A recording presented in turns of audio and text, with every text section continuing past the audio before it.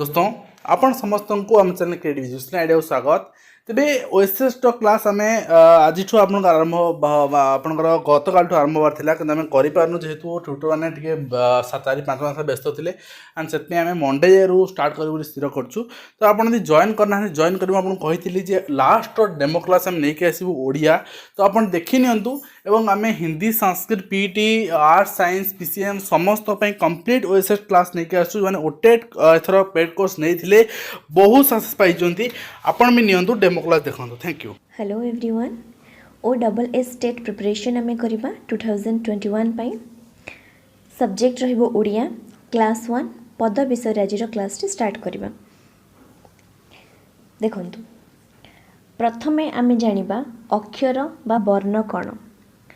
अक्षर बा वर्ण हेउछि आमर वर्णमाला रे जो 50टी वर्ण रही से भितरु गोटिए गोटिए ठीक अच्छे जार कि स्वतंत्र भाव रे सबु अक्षर बा वर्णर कौनसी अर्थ न थाए।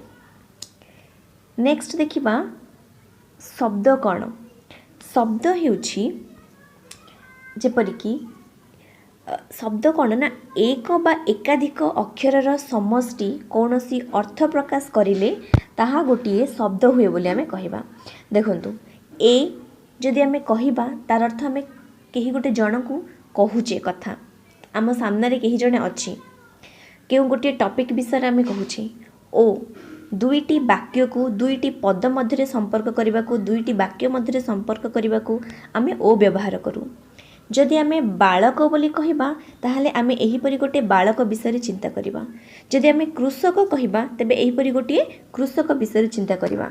अर्थात जदि बालक कुहा जाए ताहले से कहा को बुझाइबो गोटे पुओ को। जदि कृषक कुहा जाए कृषक जो अक्षर मानक नहीं जो तैयारी होईछि सेही शब्दटी कहा को बुझाइबो कृषक को बुझाइबो।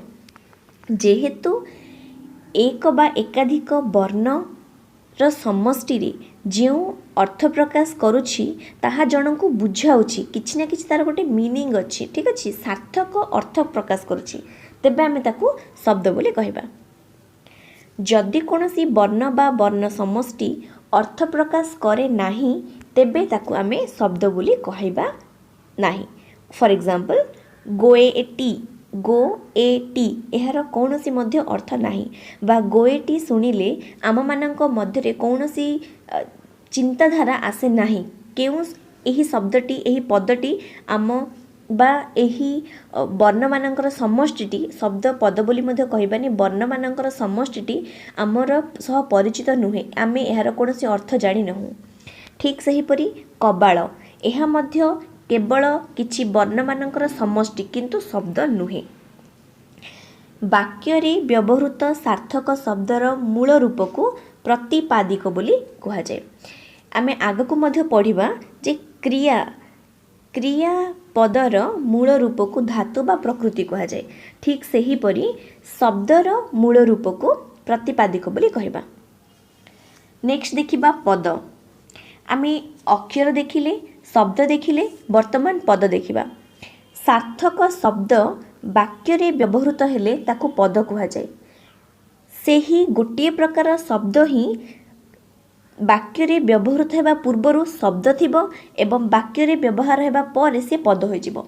फॉर एग्जांपल देखंतु मन देई पाठ पढ़िबा जदि आमे एठारे 1 मिनिट देखंतु जदि एठारे मु आउ गोटिए कमा दे आउ गोटिए लिखि थांती पाठ तेबे एहा मध्य एक वर्ण मानकर समष्टि होई थांता एवं गोटिए शब्द मध्य होई थांता काहेकि ना पाठर अर्थ आमे जानिचे पाठ बा एही जो वर्ण गुड़िक समष्टि होई जो अर्थ प्रकाश करूछंती ताहा आमे बुझी पारुछे तेणु यह एक शब्द होई थांता किंतु एही पाठ शब्दटी जेते बेले वाक्य रे परिणत होई गला तेबे ताहा कौन हो गला शब्द आउ न रही ताहा हो गला पद। बुझिपारले जेते बेले कौनसी सार्थक अर्थ प्रकाश करुथिबा शब्दटी कौनसी गोटे वाक्य रे व्यवहृत होइथाय ताको आमे पद बोली कहबा। एठारे मन देई पाठ पढ़ ए सब गुडी होछि पद ताहाले एही वाक्य रे केतोटी पद अछि एही वाक्य रे 3टी पद अछि। पद मानकर व्यवहार दृष्टि बा सेमानकर प्रकार दृष्टि ସେମାନଙ୍କୁ 5 ପ୍ରକାରରେ ବିଭକ୍ତ କରାଯାଇଛି। ବିଶେଷ୍ୟ, ବିଶେଷଣ, ସର୍ବନାମ, ଅବ୍ୟୟ, କ୍ରିୟା। ବିଶେଷ୍ୟ ପଦ, ବିଶେଷଣ ପଦ, ସର୍ବନାମ ପଦ, ଅବ୍ୟୟ ପଦ ଏବଂ କ୍ରିୟାପଦ। ଆମେ ଆଜିର କ୍ଲାସ୍ରେ କେବଳ ବିଶେଷ୍ୟ ବିଷୟରେ ପଢ଼ିବା। ନେକ୍ସଟ କ୍ଲାସ୍ରେ ଅଦର ପଦ ଗୁଡ଼ିକ ବିଷୟରେ ପଢ଼ିବା। ଠିକ୍ ଅଛି, ଆଜିର କ୍ଲାସ୍ରେ ଆମେ ବିଶେଷ୍ୟ ବିଷୟରେ ପଢ଼ିବା। ଦେଖନ୍ତୁ ବିଶେଷ୍ୟ ପଦ କ'ଣ? ଗୋଟିଏ ସେଣ୍ଟେନ୍ସରେ ମାନେ ଗୋଟିଏ ବାକ୍ୟରେ ଯେକୌଣସି ପଦଟା ଯଦି କୌଣସି ନାମକୁ ବୁଝାଉଛି ତାହେଲେ ସିଏ ହୋଇଯିବ ବିଶେଷ୍ୟ ପଦ। ଗୋଟିଏ ବାକ୍ୟରେ ଯଦି ଏବେ ଦେଖନ୍ତୁ ଏଠାରେ କେତୋଟି ପଦ ଅଛି ବୋଲି ଆମେ ପଢ଼ିଲେ? ମନ ଦେଇ ଗୋଟିଏ ପଦ, ପାଠ ଗୋଟିଏ ପଦ, ପଢ଼ ଗୋଟିଏ ପଦ, 3ଟି ପଦ ଅଛି। ଯଦି ଏହି 3ଟି ପଦମାନଙ୍କ ମଧ୍ୟରୁ ଗୋଟିଏ ମଧ୍ୟ ପଦ କୌଣସିଟିର ନାମକୁ ବୁଝାଇଥାନ୍ତା ତାହେଲେ ସେହି ପଦଟି କେଉଁ ପ୍ରକାର ପଦ ହୋଇଥାନ୍ତା? ବିଶେଷ୍ୟ ପଦ ହୋଇଥାନ୍ତା। ଠିକ୍ ଅଛି, ତେବେ ସେ ନାମଟି କାହାର ନାମକୁ ବୁଝାଉଥିବ? ଆମେ ଯଦି କହିବା କେବଳ ନାମକୁ ବୁଝାଇବ ତେବେ ଆମର ମନରେ ପ୍ରଶ୍ନ ଆସିବ କାହାର ନାମକୁ ବୁଝାଉଥିବ? କୌଣସି ବ୍ୟକ୍ତିର, କୌଣସି ବସ୍ତୁର, କୌଣସି ଗୁଣର ନା କାହାର ନାମକୁ ବୁଝାଉଥିବ? ପଶୁ, ପକ୍ଷୀ, ଝରଣା, ନଦୀ, କାହାର ନାମକୁ? ଏହି କ୍ଷେତ୍ରରେ ବାକ୍ୟରେ ସେ ଯାହା ବି ହେଉନା କାହିଁକି, ଗଛ କେଉଁ ପ୍ରକାର ଗଛର ନାମ, ଯେପରିକି ବରଗଛ, ବରଗଛ ମଧ୍ୟ ଗୋଟିଏ ପ୍ରକାର ଗଛର ନାମ। ଯେକୌଣସି ଗୋଟିଏ ପଦ ଯେକୌଣସି ବସ୍ତୁର ଗୁଣର ଯଦି ନାମକୁ ବୁଝାଉଛି ତାହେଲେ ଆମେ ତାକୁ ବିଶେଷ୍ୟ ପଦ କହିବା। ଏହି ନାମର ପ୍ରକାରକୁ ନେଇ ବିଶେଷ୍ୟ ପଦକୁ 5 ଭାଗରେ ବିଭକ୍ତ କରାଯାଇଛି। ଗୋଟିଏ ହେଉଛି ବ୍ୟକ୍ତିବାଚକ ବା ସଂଜ୍ଞାବାଚକ ବିଶେଷ୍ୟ, ଦ୍ୱିତୀୟଟି ଜାତିବାଚକ, ବସ୍ତୁବାଚକ, ଗୁଣବାଚକ ଏବଂ କ୍ରିୟାବାଚକ। ଅର୍ଥାତ୍ କ'ଣ? ଏସବୁର ମିନିଂ କ'ଣ? ଅର୍ଥ ହେଉଛି ବାକ୍ୟରେ ଯଦି କୌଣସି ପଦ କୌଣସି ବ୍ୟକ୍ତିର ନାମକୁ ବୁଝାଉଥିବ ବା କୌଣସି ସଂଜ୍ଞାକୁ ବୁଝାଉଥିବ ତାହେଲେ ସିଏ ହୋଇଯିବ ବ୍ୟକ୍ତି ବା ସଂଜ୍ଞାବାଚକ ବିଶେଷ୍ୟ। ଦେଖନ୍ତୁ ଏବେ ଆମେ ପଢ଼ିଲେ ଯେ ବାକ୍ୟରେ ଗୋଟିଏ ପଦ ଯଦି କୌଣସି ନାମକୁ ବୁଝାଉଥିବ ତାହେଲେ ତାହା ବିଶେଷ୍ୟ ପଦ ହେବ। ତେବେ ଏବେ ଆମେ ବର୍ତ୍ତମାନ ପଢ଼ିବା ଯେଉଁ ନାମଟି ବୁଝାଉଥିବ ସେ କାହାର ନାମ ହୋଇଥିବ ଏବଂ ସେହି ଅନୁସାରେ ସେହି ବିଶେଷ୍ୟର ରୂପ ମଧ୍ୟ ପରିବର୍ତ୍ତନ ହୋଇଯିବ। ଯେଉଁ ପ୍ରକାର ନାମକୁ ବୁଝାଉଥିବ ସିଏ ସେହି ପ୍ରକାର ବିଶେଷ୍ୟ ପଦ ହୋଇଯିବ। ଠିକ୍ ସେହିପରି ଯଦି ବାକ୍ୟରେ ଗୋଟିଏ ପଦ କୌଣସି ଜାତିକୁ ବୁଝାଏ ତେବେ ସିଏ ଜାତିବାଚକ ବିଶେଷ୍ୟ। ଏଠାରେ ଜାତିର ଅର୍ଥ କ୍ୟାଷ୍ଟକୁ ନେଇକି ନୁହଁ, ଆମେ ଆଗକୁ ଦେଖିବା କି କ'ଣ। ବସ୍ତୁବାଚକ ବିଶେଷ୍ୟ ଯଦି କୌଣସି ବସ୍ତୁର ନାମକୁ ବୁଝାଉଥିବ ତାହେଲେ ସେହି ପଦଟି ବସ୍ତୁବାଚକ ବିଶେଷ୍ୟ ହେବ। ଗୁଣବାଚକ ବିଶେଷ୍ୟ କୌଣସି ଗୁଣର ନାମକୁ ବୁଝାଇଲେ ଗୁଣବାଚକ ବିଶେଷ୍ୟ।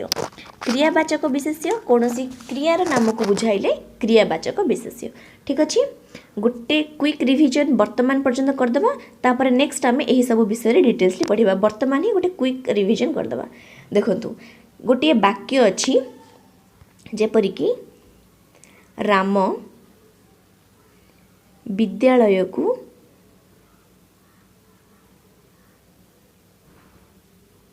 ଗଲା। ଠିକ୍ ଅଛି, ଆମେ କାହିଁକି ଏ ପାଠଟା ପଢ଼ୁଛେ? ପ୍ରଶ୍ନ କିପରି ଆସିପାରେ? ରାମ ବିଦ୍ୟାଳୟକୁ ଗଲା ଏବଂ ରାମ ତଳେ ଗୋଟେ ଅଣ୍ଡରଲାଇନ୍ ଦେଇଛି। ପଚରାଯାଇଥିବ ଯେ କି ରେଖାଙ୍କିତ ପଦଟି କେଉଁ ପ୍ରକାରର ପଦ? କ୍ଲିଅର? ତେବେ ଦେଖନ୍ତୁ ଏଠାରେ ଆମେ ଦେଖିଲେ କ'ଣ କ'ଣ କେତେ ପ୍ରକାର ପଦ ଅଛି? 5 ପ୍ରକାରର ପଦ ଅଛି ଏବଂ ଏହି ଭିତରୁ ଆମେ ବର୍ତ୍ତମାନ କେବଳ ବିଶେଷ୍ୟ ହିଁ ଡିସ୍କସ୍ କରିଛେ। ତେବେ ଯଦି ଏଠାରେ ଆମେ ରାମକୁ ଦେଖିବା ଆମେ ଜାଣିବା ଯେ ରାମ ହେଉଛି ଗୋଟେ ବାଳକର ନାମ ବା ଗୋଟେ ମନୁଷ୍ୟର ନାମ।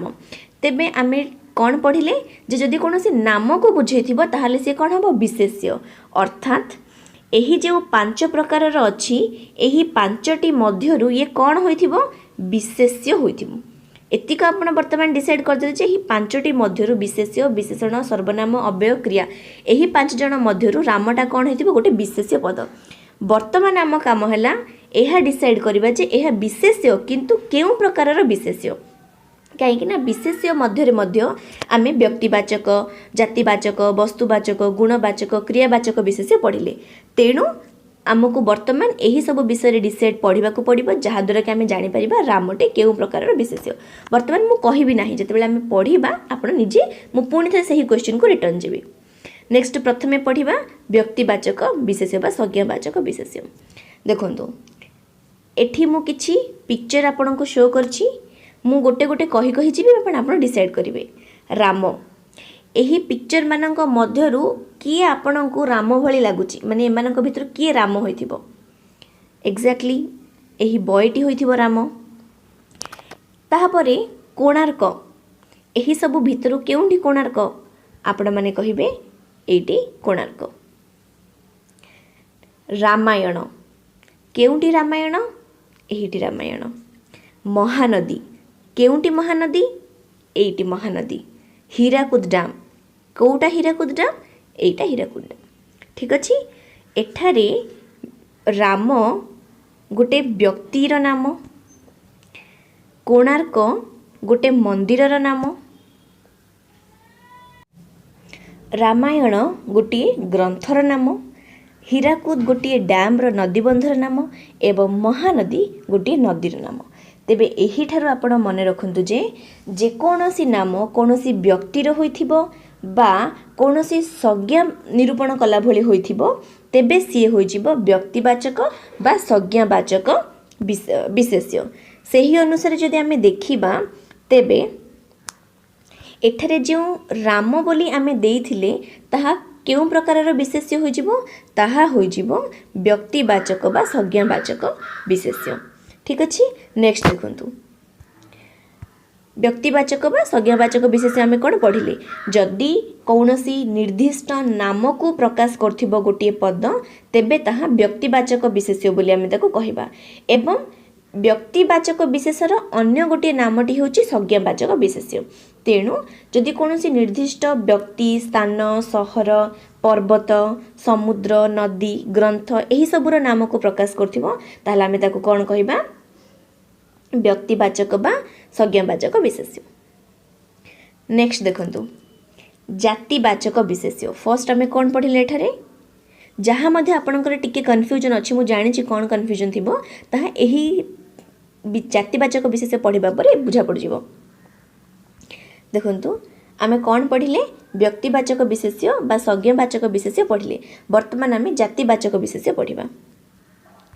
देखंतु जातिवाचक विशेष्य जेतेबेले मध्य गोटिए नाम कौन को बुझाउथिबो गोटिए जाति को बुझाउथिबो ताहाले सी होइजिबो जातिवाचक विशेष्य। वाक्यर जेउ पदटी कौनसी निर्दिष्ट नाम को न बुझेई अनेकंकर साधारण नाम को बुझाउथिबो सी होइजिबो जातिवाचक विशेष्य। फॉर एग्जांपल एठा लेखा होइछि देखंतु छात्र केवल छात्र लेखा जाइछि जदि मु छात्र बोली कहिबी ताहाले कोन आपण एही पर्वत को डिसाइड करिवे कि भाबिबे कि पर्वत विषय भाबिबे कि नुह जदि छात्र कहिबी ताहाले आपण छात्र विषय भाबिबे किंतु एठारे पर्टिकुलरली कुहा जाय नाही जे से ओकिलाती पढुथिबा छात्रटी हेबो बा डाक्टरी पाठ पढुथिबा छात्रटी हेबो बा साधारण विद्यालय रे पढुथिबा छात्रटी हेबो कुहा जाय नाही। तेबे एठारे छात्र शब्दटी बा छात्र पदटी काहा को बुझाउछि समस्त छात्र समाज को बुझाउछि गोटे एकाधिक माने गोटे अनेक मनीष मानकर गोटे गोष्ठी को सी बुझाउछि तेणु सी होई जिवो जातिवाचक विशेष्य। ठीक सही परी जदि मु पर्वत बोली कहिबी तबे पर्वत जेते मध्य पर्वत अछंती सेही समस्त को पर्वत बोली कुहा जाय। एठारे पर्टिकुलरली तो केउ प्रकार पर्वत बा केउ पर्वतर नाम किछि दिया जाय नाही कि आमे केवल सेही विषय रे ही भाबिबा जदि दिया जाय थांता ताहाले से कोन व्यक्तिवाचक होई जाय थांता किंतु दिया जाय नाही तेणु एठारे कोन अछि एहा होई जिवो जातिवाचक विशेष्य। नेक्स्ट देखंतु सहर मु केवल कहिबी सहर तेबे आपण केउ सहर विषय भाबिबे भाबी परिबे नाही तेणु सहर मध्य गोटे जातिवाचक विशेष्य। सेही सहर मानक मध्यरे जदि मु कहिथांती भुवनेश्वर बा कटक तेबे सेटा पर्टिकुलर गोटे सहरर नाम हो जाइथांता एवं से नामवाचक विशेष्य को पळैथांता व्यक्तिवाचक विशेष्य को पळैथांता किंतु सहरर अर्थ प्रत्येक सहर माने जेते मध्य सहर अछंती सेमानंकर गोटे जाति। ठीक अछि सहर कहिले आपण सहर को ही बुझेबे देश बुझिबे देश बा महादेश को बुझे ना। छात्र कहले केवल छात्र को ही बुझे, गुरु मान समाज को बुझे ना। तेणु जो पदटी गोटे गोष्ठी को बुझाउथिबो, पर्टिकुलर जन को न बुझाई गोटे गोष्ठी को बुझाउथिबो, ताकू आमे जातिवाचक विशेष्य बोली कहबा। ठीक से पर देखंतु ग्रंथ, ग्रंथ एठी दिया जायछि। जदि एठी रामायण बा महाभारत बा भगवद गीता एही परि भाबरे दिया जाय थांता, सी कोन होइछि नामवाचक, किंतु एठी केवल ग्रंथ बोली दिया जायछि। ग्रंथ माने से रामायण भी होई पारे, भगवद गीता भी होई पारे। एठारे ग्रंथर अर्थ कोन? ग्रंथर अर्थ हेउछि गोटे जेकोनोसी गोटे पवित्र पुस्तक। तेबे से समस्त पवित्र पुस्तक को आमे ग्रंथ बोली कहबा। से पवित्र पुस्तक मानकर जाति को बुझाउथिबारु, सेमानक गोष्ठी को बुझाउथिबारु ग्रंथ गोटे जातिवाचक विशेष्य। नेक्स्ट देखंतु, व्यक्तिवाचक और जातिवाचक विशेष्य मध्य पार्थक्य कौन? साधारणतः व्यक्तिवाचक विशेष्य एवं जातिवाचक विशेष्य मध्य गोटे कन्फ्यूजन समस्त मन रही जाए। ताहा देखो आम बुझा जातिवाचक कौन है एवं व्यक्तिवाचक कौन है। जदि मु कहबी देश, तेबे समस्त देश माने जेकोनोसी गोटे देश को देश ही कहुव। केउं प्रकार देश जानी पारिबे नाही, कि तेबे ताहा होई जिवो जातिवाचक देश, सॉरी जातिवाचक विशेष्य। किंतु जदि मु भारत कहिबी, तेबे आमे पर्टिकुलारली केवल भारत विषय रे ही चिंता करिबा एवं जानी पारिबा जे केउं देश विषय कह जायछि भारत। तेणु यह व्यक्तिवाचक विशेष्य।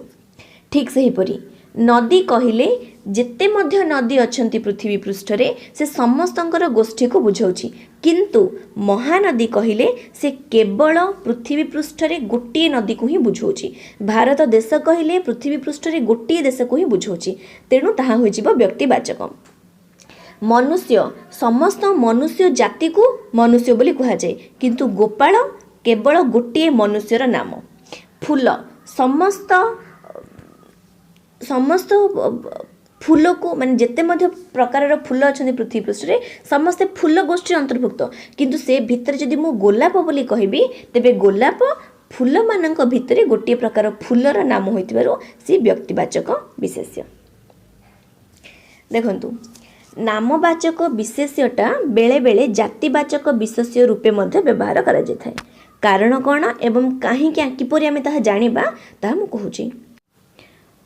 बेले बेले नामवाचक माने नामटी होइथिबो, किंतु से जाति को बुझाउथिबो किपरि देखंतु। फर्स्ट एग्जांपल, कावेरी को दक्षिण भारतर गंगा कहंती। एठारे कावेरी मध्य गोटे प्रकार नदीर नाम। नदीर नाम देखंतु, महानदी नदीर नाम केउंठी लेखा जायछि? व्यक्तिवाचक लेखा जायछि। ता माने एठी मध्य कावेरी व्यक्तिवाचक हबा कथा, से मध्य एठारे व्यक्तिवाचक ही। ता माने ठीक अछि। नेक्स्ट, दक्षिण भारतर गंगा बोली कहा जाए। ता माने एही अनुसार महानदी बदल जदि आमे गंगा लेखिबा, गंगा मध्य गोटे व्यक्तिवाचक ही हबो। तेणु एठारे गंगा मध्य व्यक्तिवाचक हबा कथा, किंतु एठारे गंगा व्यक्तिवाचक नुहे, एठारे गंगा जातिवाचक विशेष्य। काहेकि देखंतु कौन कहा जायछि ना, कावेरी को दक्षिण भारतर गंगा बोली कहा जायछि। कावेरी नदी केतोटी? गोटिए। गंगा नदी केतोटी? गोटिए। ठीक अछि। किंतु समग्र भारत वर्ष रे गंगा नदी जतिक विस्तृत बा गंगा नदी जतिक पवित्र, दक्षिण भारत रे कावेरी नदीर महत्व मध्य सेतिक थिबारु ताकू गंगा सहित तुलना करा जायछि, गंगा नदी सह तुलना करा जायछि। तेणु कहा जायछि जे कावेरी को दक्षिण भारतर गंगा कहा जाय। ठीक, एहार अर्थात हेउछि जदि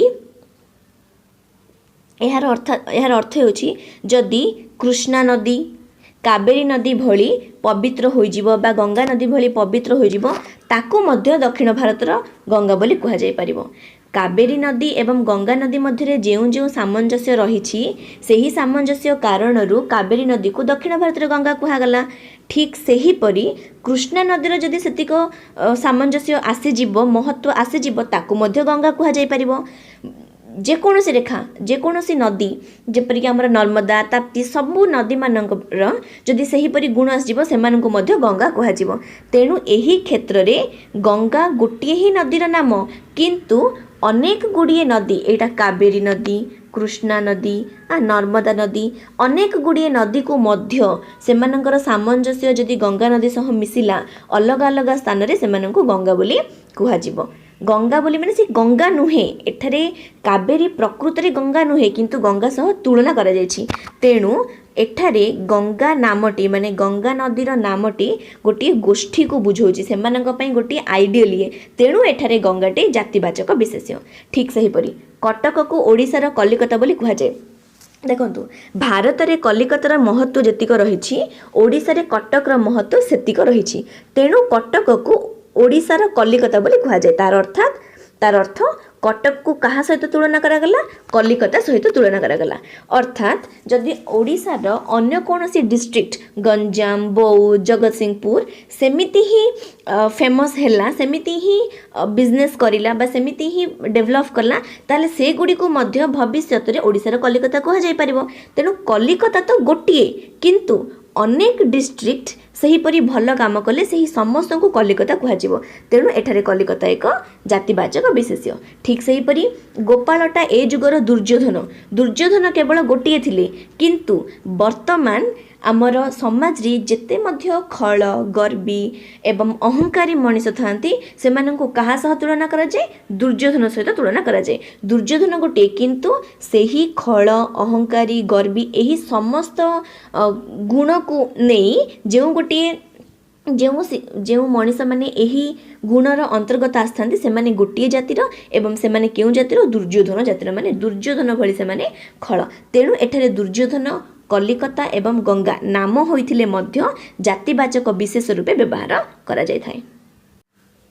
नेक्स्ट देखंतु वस्तुवाचक विशेष्य। वस्तुवाचक विशेष्य कौन ना जेउ पदटी गोटे वस्तुर नाम को प्रकाश करथिबो ताको हमें वस्तुवाचक विशेष्य बोली कहिबा। एवं मोस्ट इंपोर्टेंट गोटे अछि हमको वस्तुवाचक एवं जातिवाचक मध्य डिफरेंस आपको कहिदेबी। देखंतु काठ गोटे वस्तुर नाम सुना गोटे वस्तुर नाम माटी गोटे वस्तुर नाम तुला गोटे वस्तुर नाम जो पद गुड़िक कौन वस्तुर नाम को बुझाउथिबो से वस्तुवाचक विशेष्य। नेक्स्ट देखंतु वस्तुवाचक विशेष्य और जातिवाचक विशेष्य मध्य पार्थक्य थाए। जेपरि व्यक्तिवाचक एवं जातिवाचक मध्य किछि कन्फ्यूजन रही थाए ठीक सही परि वस्तुवाचक विशेष्य और जातिवाचक विशेष्य मध्य किछि कन्फ्यूजन रही थाए ताहा आज दूर करबा। वस्तुवाचक रे कोन कहली ना जेउ नामटी गोटे वस्तुर नाम को बुझाउथिबो सी वस्तुवाचक विशेष्य जेपरि कि काठ कागज माटी। किंतु जातिवाचक विशेष्य कौन हो ना जातिवाचक विशेष्य कौन सी गोटे पर्टिकुलर वस्तुर जाति को बुझाउथिले जेपरिक वस्तुटा हेबो काठ किंतु जातिटा कौन हेबो खट। वस्तु हेबो कागज जाति हेबो बही वस्तु हेबो माटी जाति हेबो माटी तैयारी कंढे। डिफरेंसटा आमे बुझिदबा चलन देखिबा। डिफरेंसटा एटा हबो जे वस्तुवाचक विशेष्य को जते बेले आमे भांगीबा सी सेही परि ही रहिबो। वस्तुवाचक विशेष्य आमे काठ देखितिले देखंतु वस्तुवाचक विशेष्य रे काठ देखितिले एही वस्तुवाचक विशेष्य काठ को जदि आमे भांगीबा ताकू फड़ा फड़ा करिबा तेबे मध्ये हमकु जहा मिलिबो सी काठ ही रहिबो। ठीक अच्छी ठीक सही परी अन्य वस्तुवाचक विशेष रे आमे कागज देखिथिले जदि आमे गोटे कागज को गोटे प्लेन A4 साइज पेपर को आपण मझिरु चिरी दीटा कर देबे ताहाले से कोन होई जिवो से कागजटा कोन सुना होई जिवो कि से कागजटा कागज ही रहिबो। तेनु ताहा मध्य गोटे वस्तुवाचक विशेष्य। नेक्स्ट माटी बा ठीक सही पर देखंतु सुना को जदि आमे भांगी दबा तेबे हमको जहा मिलिबो से मध्य सुना। माटी रु जदि मुठाए माटी नै जिबा ताहा मध्य माटी ही रहिबो। तेनु जेउ पदार्थ को बा जेउ वस्तु को भांगिले तार मूल अवस्था परिवर्तन घटे नाही मूल रूपर अवस्था तो नुह मूल रूपर परिवर्तन घटे नाही सी हो जिवो वस्तुवाचक विशेष्य। किंतु जातिवाचक विशेष्य कौन हम गोटे खटटी आपण घरे थी से खटटी को आपण भांगी दिंतु भांगी देला पर जहाँ आपण को मिलिबो से कौन खट हेल ताको कहिबे कि से खटर पीसेस गुड़ाक थिबो से आ खट नथिबो। गोटे बही आनिबे से बही को आपण चिरी देबे बही को चिरी देबा पर जहाँ पाइबे ताहा कागज पाइबे किंतु सा बही बोली आ पाइबे नाही बही रो गोटे गोटे पेपर पाइबे। जदि कंढे आनिबे कंढे को भांगी देबे तेबे कंढेटी जो वस्तु रे तैयारी थिबो प्लास्टिक रे तैयारी हितले आपण किछि प्लास्टिक रो खंड पाइबे माटी रे तैयारी हितले किछि माटी खंड पाइबे किंतु पुणी थरे से कंढेटी पाइबे नाही। तेणु वस्तुटी को भांगिबा परे जदि खंड खंड करबा परे मध्य जदि तार नाम रे कौनसी परिवर्तन हुए नाही तेबे सी वस्तुवाचक विशेष्य हेबो जदि परिवर्तन होई जाय सी जातिवाचक विशेष्य हेबो। नेक्स्ट देखंतु गुणवाचक विशेष्य कौन एज यूजुअल बहुत इजी जो पद गुणर नाम बा अवस्था को बुझाउथिबो ताहा गुणवाचक विशेष्य। साधुता गोटे लोकर गुण से तार साधु गुण तार रहिछि। नम्रता बड़ मानक सहित भद्रता सहित बड़ मानक सह नम्रतार सहित जो माने कथा हुअंती छोट मानक सह स्नेहर सहित जो माने कथा हुअंती तांकर व्यवहार तांकर गुण को आमे नम्रता बोली कहू। ठीक से परी ए सब गुण को बुझैला साधुता एवं नम्रता।